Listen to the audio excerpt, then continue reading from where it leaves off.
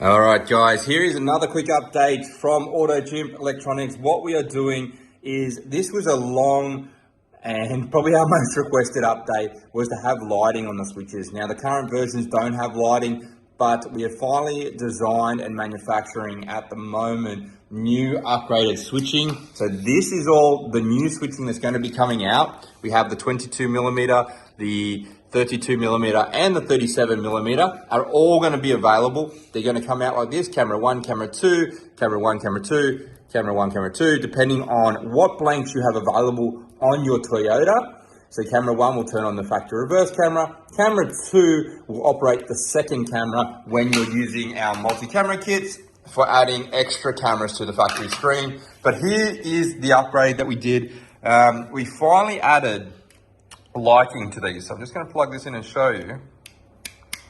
Okay, so this is going to be the new lighting. The lighting will only come up when the lights on your vehicle turn on. So when you put your parking lights or your headlights on, this will light up blue on the 32 millimeters. When you activate the camera, it will light up red to show you it's on. So for those of you at night that want to be able to see the switches, we are releasing this new update very, very shortly. If you do already have switching that we have offered in the past, we are going to offer an exchange program so you can upgrade to the new switching. It's going to be very affordable for you guys.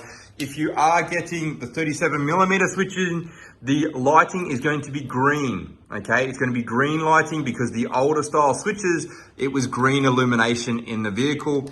These are the 22 millimeter switches. These are going to light up blue, okay?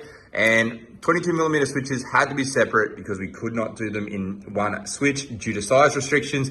But we have all three styles coming with lighting. They are all going to be available in about 10 days from the release of this video. And I hope you love that, guys. It was one of our most requested features that people wanted.